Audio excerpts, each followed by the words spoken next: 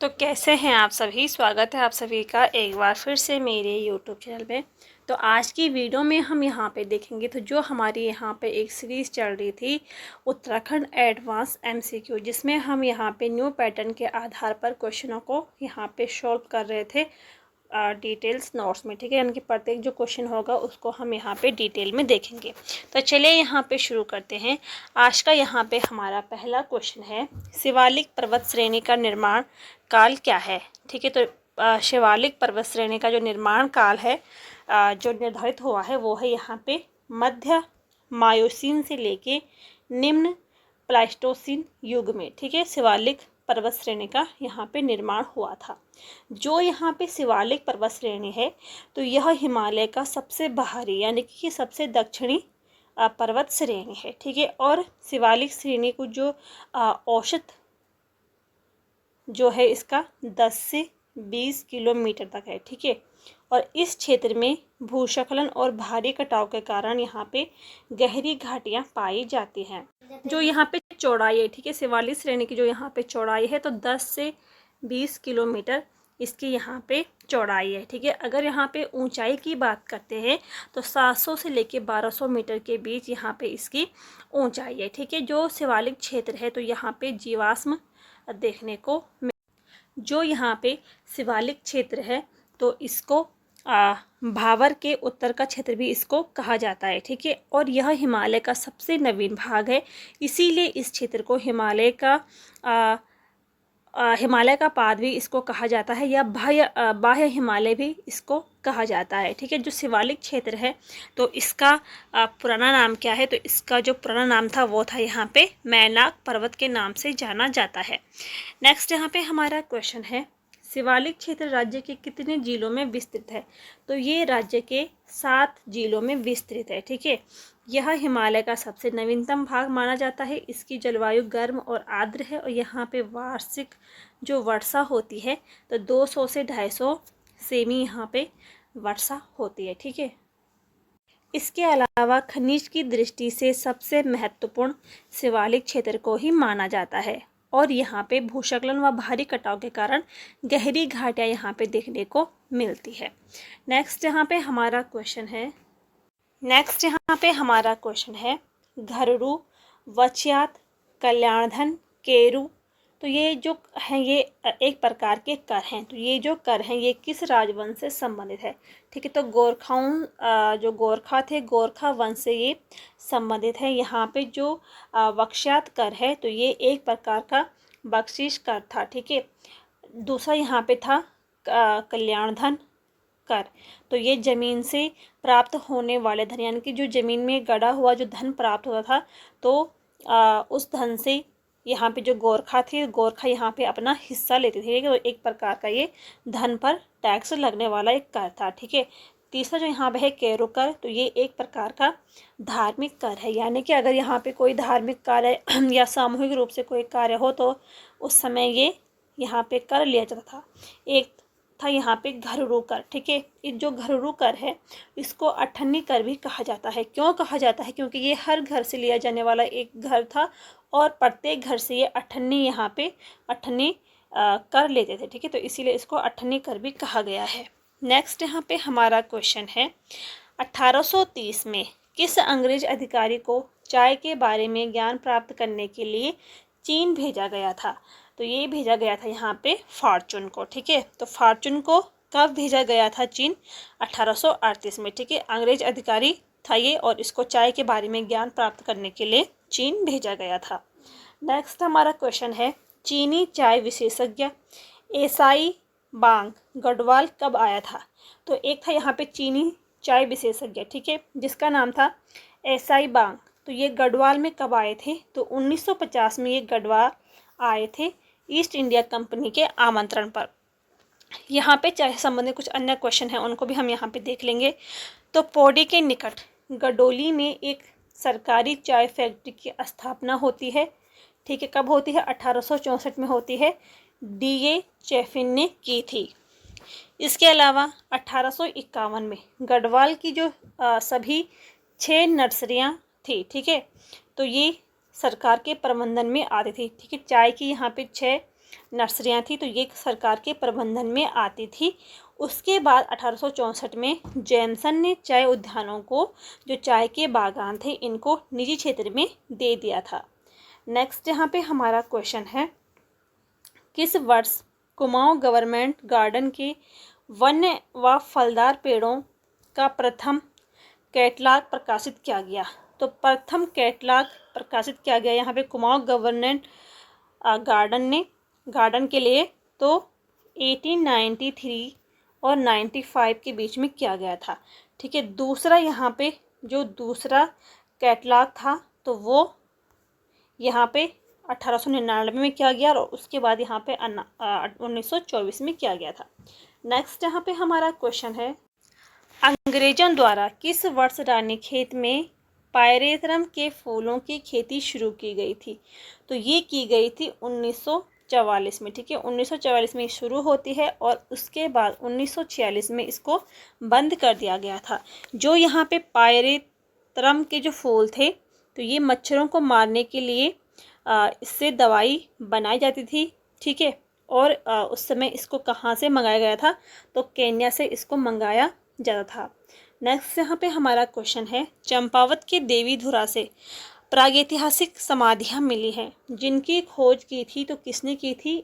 हेनवुड ने की थी। कब की थी? 1856 में। ठीक है, इसके अलावा द्वाराहाट के चंद्रेश्वर में कफमार्क की खोज किसने की थी? तो कारनाक ने की थी। कब की थी? 1877 में। पौरव वंश की स्थापना किसने की थी? नेक्स्ट यहाँ पे हमारा क्वेश्चन है, तो पौरव वंश की स्थापना यहाँ पे करते हैं विष्णुवर्धन। ठीक है, और इनकी जो राजधानी थी वो थी ब्रह्मपुर, और ब्रह्मपुर जो है ये आज का हमारा उत्तराखंड है। ठीक है, इसके अलावा यहाँ पे देखते हैं तो तालेश्वर जो ताम्रपत्र है, जो कि 1915 में वाईके गुप्ते द्वारा इसको खोजा गया था, तो इसका ठीक है पौरव वंश से ये संबंधित है। ठीक है, तालेश्वर ताम्रपत्र। पौरव वंश की जो अवधि है तो 6वीं से 8वीं सदी तक मानी जाती है। इसके अलावा भेनसांग ने ब्रह्मपुर को पोलो कीमो पुलो कहा है और पर्वतों से घिरा हुआ ये बताया है। ठीक है, नेक्स्ट यहाँ पे हमारा क्वेश्चन है, नैनीताल की समुद्र तल से ऊंचाई कितनी है? तो नैनीताल की समुद्र तल से जो ऊंचाई है वो है यहाँ पे 1938। ठीक है, नैनीताल को झीलों की नगरी कहा जाता है। कॉर्बेट राष्ट्रीय उद्यान की स्थापना 1936 में यहाँ पे होती है। हेली राजाजी उद्यान के नाम से हुई थी। ठीक है, और इसका जो फैलाव है तो पौड़ी और नैनीताल में इसका फैलाव है। तो 1936 में ठीक है हेली राष्ट्रीय उद्यान के नाम से इसकी स्थापना होती है।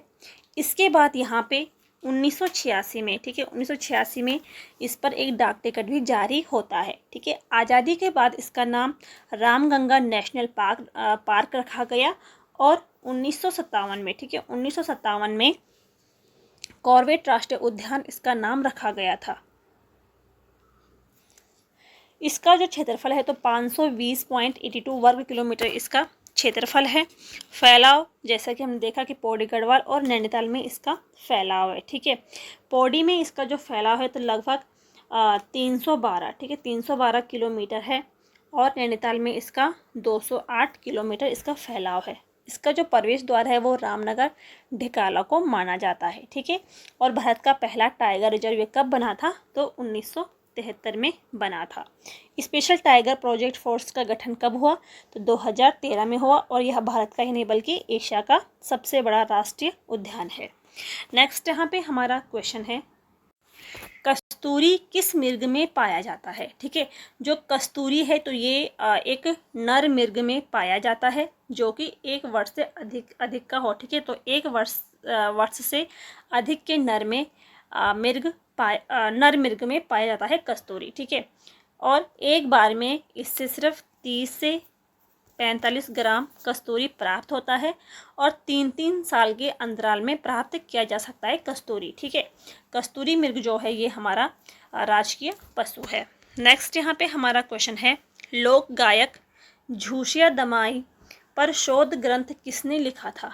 ठीक है, तो इसमें शोध ग्रंथ लिखा था गिरीश तिवारी गिरदा ने। ठीक है, ये अल्मोड़ा के निवासी थे। इनकी एक यहाँ पे प्रसिद्ध रचना है नगाड़े खामोश है।